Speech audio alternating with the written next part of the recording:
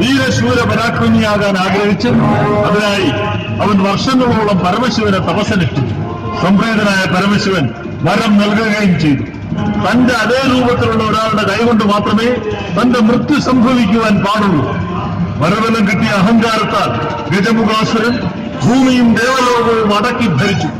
ഗജമുഖാസുരനെ കൊണ്ട് ദേവഗണങ്ങൾക്ക് നിൽക്കക്കള്ളിയില്ലാതായി. അങ്ങനെ അവർ ത്രിമൂർത്തികളെ അഭയം പ്രാപിച്ചു. ഈ പരിതസ്ഥിതിയിൽ ഗണപതിക്ക് മാത്രമേ ദേവലോകത്തെ രക്ഷിക്കാൻ കഴിയൂ.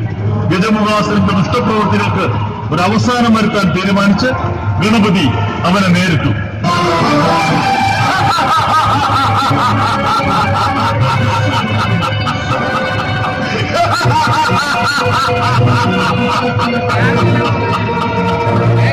ആർട്ടിസ്റ്റ് ബൈജു പാങ്ങോട് ഭക്തി പുരസ്സരം നിങ്ങൾക്ക് മുന്നിൽ അവതരിപ്പിക്കുന്നു ഗജമുഖാസുരവധം. ഗജമുഖാസുരവധം.